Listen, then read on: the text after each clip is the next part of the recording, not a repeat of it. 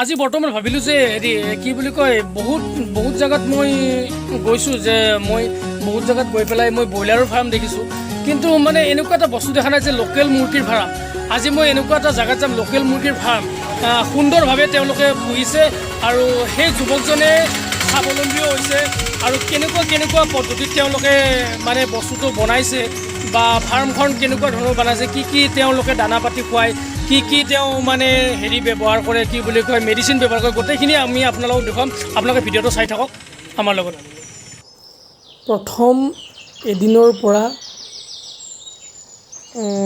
15 দিনলৈ যিটো পোৱালি আপোনালোকে দেখিছে ব্ৰইলাৰ মুৰ্গীৰ নিচিনাকৈ ইয়াক বুডিং কৰা যায় লাইটৰ সহায়ত আৰু এইটো অকণমান ডাঙৰ হোৱাৰ পিছত লাইটৰ তলৰ পৰা উলিয়াই দিয়া হয় আৰু এইটো অকণমান ডাঙৰ হৈছে লাইটৰ পৰা অকণমান উলিয়াই দিছে এনেকৈ পৰ্যায়ক্ৰমে মিনিমাম 20 দিনলৈ অকণমান কষ্ট কৰিব লাগে তাৰপিছত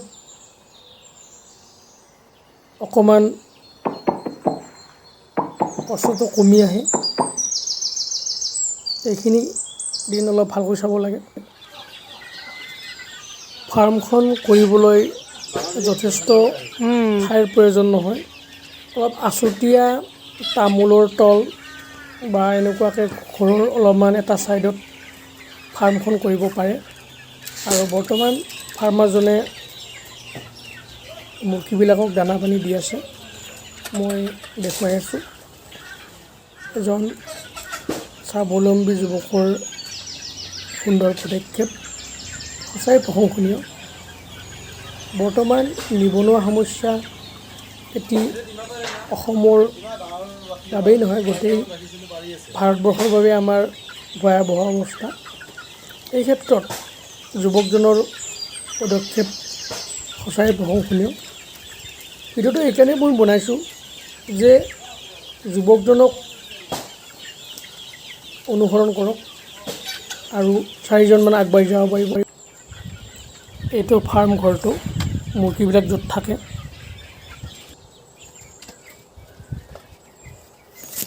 মুৰ্গীবিলাক থকাৰ কাৰণে দুটা তলা বনাই দিছে ঘৰটোৰ ভিতৰতে এটা ওপৰৰ এখন চাং বনাই দিছে আৰু তলত এটা খণ্ড মানে এটা ঘৰতে দুটা খণ্ড কৰি দিছে যাতে মুৰ্গীবিলাকে মন গ'লে ওপৰতে উঠিব পাৰে আৰু তলত থাকিব পাৰে এইটো কৰাওঁতে যথেষ্ট মানে ঠাইৰ যিটো অভাৱ সেইটো সম্পূৰ্ণ হৈছে যে এটা ঘৰত দুটা ঘৰৰ নিচিনাকৈ ঠাই ওলাইছে সুন্দৰভাৱে এখন চাং তেওঁ বনাই দিছে বাঁহেৰে আৰু যিটো পদক্ষেপ সঁচাই প্ৰশংসনীয় আৰু তেওঁ বৰ্তমান ফাৰ্মত কাম কৰি আছে মই ভিডিঅ'টো বৰ্তমান শ্বুটিং কৰি আছোঁ এইখিনি অৱস্থাত তেওঁ সুন্দৰকৈ দানা পাতি দি আছে দানা পাতি দিয়া হ'লে তেওঁৰ ফাৰ্মখনৰ বিষয়ে মই বিতংকৈ আপোনালোকক জনাম যে ফাৰ্মখন কেনেকৈ কৰিব পাৰি বা কি মেডিচিন দিয়ে বা কিমান টকা খৰচ হয় বা এনেকুৱা এটা প্ৰজেক্ট লৈ কিমান টকা ইনকাম কৰিব পাৰি বা কিমান লাভ হয় বা কিমান খৰচ হয় সকলোখিনি সামৰি মই তেওঁৰ মুখৰ পৰা মই এটা ইণ্টাৰভিউ ল'ম গতিকে আপোনালোকে ভিডিঅ'টো চাই থাককচোন আপোনালোকৰো কামত আহিব পাৰে যদি আপোনালোকে এনেকুৱা এটা পদক্ষেপ ল'ব পাৰে তেতিয়াহ'লে যথেষ্ট লাভৱান হ'ব ব্ৰইলাৰ মুৰ্গীৰ ফাৰ্মতকৈ লোকেল মুৰ্গীৰ ফাৰ্মৰ যদি কৰিব পাৰে বা আমি যদি কৰোঁ যথেষ্ট চাহিদা আছে ব্ৰইলাৰ মুৰ্গী আৰু লোকেল মুৰ্গীৰ আকাশ পাতাল এটা বজাৰ মূল্য যে আমি যদি কৰিব পাৰোঁ হয়তো সহজে আমি এটি ভাল টকা এটা ইনকাম কৰিব পাৰিম অলপমান আমি খালি বৈজ্ঞানিক পদ্ধতি অৱলম্বন কৰিব লাগিব আৰু কিনো বৈজ্ঞানিক পদ্ধতি অৱলম্বন কৰিব লাগিব ফাৰ্মাৰজনৰ পৰা আমি বিতংকৈ জানিবলৈ চেষ্টা কৰিম গতিকে তেওঁ আগতে দানা পানী দি লওক। মই এইখিনি সময়তে আহিলোঁ। সুন্দৰ ডাঙৰ হৈছে, পোৱালিবিলাক যথেষ্ট সুন্দৰ, আপোনালোকে দেখিছে, মৰম লগা হৈছে। তেওঁৰ যিটো কষ্ট হয়তো তেওঁ সাৰ্থক হৈছে তেওঁৰ কৰ্মৰ জৰিয়তে। আৰু এনেকুৱা সুন্দৰ এটা উদাহৰণ, আমি যে ভাবি থাকোঁ যে কি কৰিম কি নকৰিম, আমি যদি ইচ্ছা কৰোঁ এনেকুৱা এখন ফাৰ্ম কৰিব পাৰোঁ। আৰু এই ফাৰ্মখনৰ জৰিয়তে আমিনো সঁচাই স্বাৱলম্বী হ'ব পাৰিমনে, বা গোটেই স্বাৱলম্বী হ'ব নোৱাৰিলেও কিছু টকাটো আমি ইনকাম কৰিব পাৰিম, যিটো টকাৰে আমাৰ চলিবলৈ অলপমান সকাহ হ'ব। বৰ্তমান যুগৰ যিটো কৰ্মসংস্থান নোহোৱা হৈ গৈছে। Welcome to my YouTube channel Vishnu talks. নমস্কাৰ, মই ৰাজীৱ দাস। মোৰ ঘৰ ছয়গাঁৱৰ সাপতাৰী কলহীপাৰত। বিষ্ণু টক্স ইউটিউব চেনেললৈ ধন্যবাদ জনাইছোঁ মোৰ মুৰ্গীৰ ফাৰ্মৰ দুআষাৰ জানিবৰ কাৰণে অহাৰ বাবে। আপোনালৈ বহুত বহুত ধন্যবাদ জনাইছোঁ, আপুনি এটা সুন্দৰ পদক্ষেপ লৈছে। হয়, এতিয়া ঔষধৰ ক্ষেত্ৰত তেওঁ আপোনালোকৰ বাবে জনাব যে কি কি ঔষধ তেওঁ ব্যৱহাৰ কৰে, আৰু কেইটামান মই জানিব পৰা মতে তেওঁ কেইটামান থলুৱা ঔষধো ব্যৱহাৰ কৰে। আহকচোন আমি তেওঁৰ মুখৰ পৰা জানো কি কি তেওঁ ফাৰ্মখনত তেওঁ থলুৱা বিধৰ ঔষধ ব্যৱহাৰ কৰে। ঔষধ মানে মই মেডিচিন ঔষধৰ দোকানৰ পৰা মাত্ৰ এণ্টিবায়'টিকটো আনো। বাকীখিনি মানে কেঁচা হালধি, আদা, নহৰু এইখিনি মানে মই ইউটিউবৰ পৰাই পাইছিলোঁ। 1 কেজি দানাত 1 কেজি খাদ্যত মুৰ্গীখিনি তাত মানে 25 গ্ৰাম কেঁচা হালধি, 25 গ্ৰাম নহৰু, 25 গ্ৰাম আদা এইখিনি মিক্স কৰি দিব লাগে। মিক্সিত গুড়ি কৰি হওক বা আপুনি পটা গুটিত গুড়ি কৰি হওক, এইখিনি মিক্স কৰি যদি খুৱাই থাকিব পাৰে তেতিয়াহ'লে সিহঁতৰ কোনো তেনেকুৱা ধৰণৰ বেমাৰৰ লক্ষণ মই দেখা নাই। এইটো ইউটিউবত পাইছিলোঁ। তাত আকৌ 1 কেজি খাদ্যত কেৰাচিন তেল 5 টোপাল কৰি কেৰাচিন তেল, 5 টোপ কৰি কেৰাচিন তেল বেছিকৈ নিদিব দেই, মাত্ৰ 5 টোপে দিব। সেইটো মানে মই ইউটিউবৰ পৰা পাইছিলোঁ দেই। এইটো ইউটিউবৰ পৰা ব্যৱহাৰ কৰিছোঁ, ব্যৱহাৰ কৰি মই ফল পাইছোঁ। কোনো ধৰণৰ বেমাৰৰ লক্ষণ দেখা নাই। আৰু তাৰপিছত সৰুতে থাকোঁতে সিহঁতক নিমপাতৰ ৰস খুৱাইছিলোঁ। নিমপাতৰ আমাৰ যিটো মানে এভেইলেবল পায়, মানে কিনিব নালাগে। মই মানে 200 মুৰ্গীত মানে 2 চামুচ তেনেকুৱা পানী, যিমানখিনি পানী দিওঁ তেনেকৈ খুৱাইছিলোঁ। আৰু ইহঁতক দানাৰ লগতে আমাৰ শাক খুৱাব পাৰি। শাক যিটো মূলা শাক, তাৰপিছতে ছজিনা পাতটো দিব পাৰি। ছজিনা পাতটো সৰু সৰুকৈ কাটি তাত দানা, ব্ৰইলাৰ দানা, তাৰপিছত চাউলটো কম দামৰ চাউলটো, তাৰপিছত মাকৈ গুড়িটো গোটেইখিনি মিক্স কৰি পানীৰ লগত সানি তেনেকৈ দিব পাৰি। সৰুতে একদম পোৱালিখিনি সৰু থাকোঁতে তেতিয়া অকল ব্ৰইলাৰ দানাটো খুৱাব লাগে। একদম ব্ৰইলাৰ দানা এইটো 15 দিনমান ব্ৰইলাৰ দানাটো সৰুটো খোৱাৰ পিছত বেলেগ কিবা কিবি খুৱাব পাৰি। আচ্ছা, মই আছোঁ বৰ্তমান এখন লোকেল মুৰ্গীৰ ফাৰ্মত, আৰু আপোনালোকে নিশ্চয় বহুত ব্ৰইলাৰ ফাৰ্মৰ কথা দেখিছে যে ব্ৰইলাৰ কেনেকৈ পালন কৰে, কিন্তু লোকেল মুৰ্গী হয়তো কমকৈ দেখিছে। আছে, নকৰা নহয়, কিন্তু কম। আমাৰ ছয়গাঁও সমষ্টিৰে অন্তৰ্গত এজন উদীয়মান যুৱক, তেওঁ যথেষ্ট বৈজ্ঞানিক পদ্ধতিৰে এই ব্ৰইলাৰ ফাৰ্মখন কৰিছে। আৰু তেওঁৰ মুখৰ পৰা জানিম তেওঁ ব্ৰইলাৰ ফাৰ্ম কৰিবলৈ, এইখন লোকেল মুৰ্গীৰ ফাৰ্ম কৰিবলৈ কেনেকুৱাকৈ অনুপ্ৰাণিত হৈছে। হয়তো এনেকুৱা এটা হ'ব পাৰে যে লোকেল মুৰ্গীৰ চাহিদাটো যথেষ্ট, বজাৰ মূল্য যথেষ্ট আছে। আৰু যিজন যুৱকৰ কথা কৈছোঁ, তেওঁ অসমৰ ভ্ৰাম্যমান জগতত বিশেষ এটা তেওঁৰ নাম আছে। তেওঁৰ পৰিচয়টো মই আশা কৰি আছিলোঁ।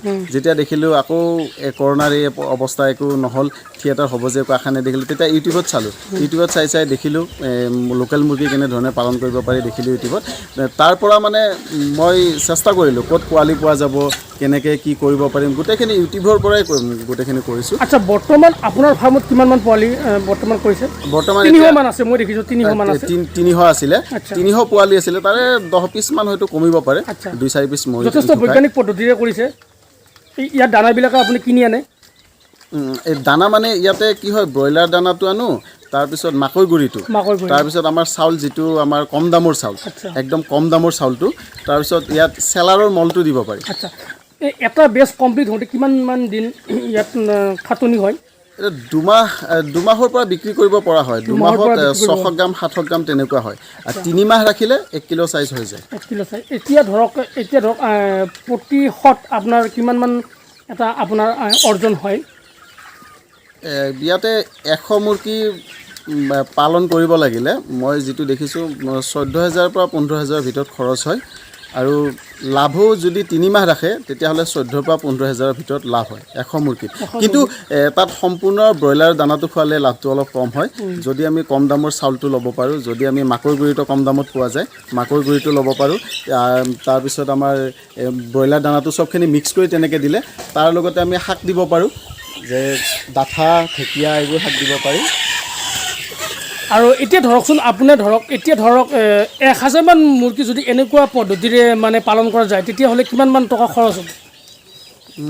1000 কৰিব লাগিলেতো হ'ব 100ত 15,000 ধৰক, সেই হিচাপত মানে 1.5 লাখ টকা এটা খৰচ হ'ব। 1.5 লাখ টকা এটা খৰচ হ'ব।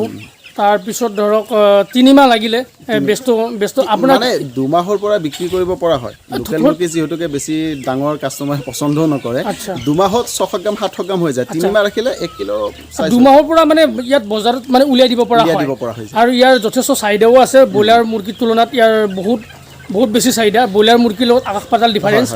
আৰু বৰ্তমান এতিয়া ধৰকচোন 1000 মুৰ্গী আমি এটা ধৰি ল'লোঁ, এটা পৰিকল্পনা কৰিলোঁ, কৰিলে ধৰক মানে 1.5 লাখ মান টকা এটা খৰচ হ'ব।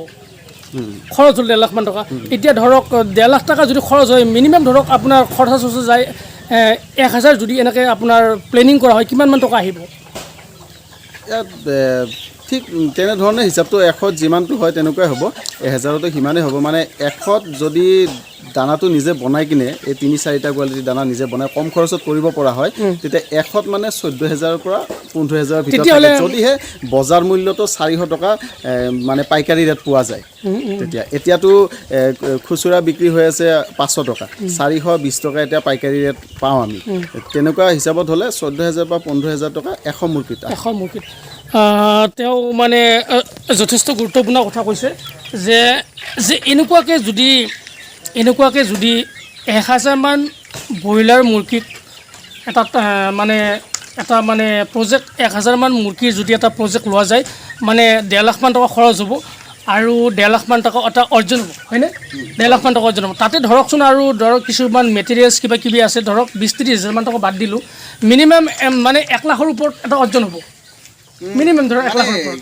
কেনেকুৱা হয়, পোৱালিৰ দামটো চলি আছে এতিয়া 40 টকা পাৰ পিছ, 40 টকা 4,000 টকা পোৱালিৰ দাম। বাকী আৰু দানা, তাৰপিছত মেডিচিন বিশেষ ব্যৱহাৰ নকৰোঁ। ব্ৰইলাৰৰ দৰে বিশেষ মেডিচিন একো, লোকেল মুৰ্গী যিহেতু এণ্টিবায়'টিক এটা খুৱাব লাগে। বিভিন্ন ধৰণৰ বেমাৰ আজাৰ নহয়, তাৰ কাৰণে এণ্টিবায়'টিকটো খুৱাব লাগে। এণ্টিবায়'টিকটো ৰেগুলাৰ খুৱাই থাকিব লাগে। বাকী ভিটামিন কোনো একো ইউজ কৰিব নালাগে। আপোনালোকে আমাৰ মুনাদাৰ যিটো আদৰ্শ আপোনালোকে ল'ব পাৰে।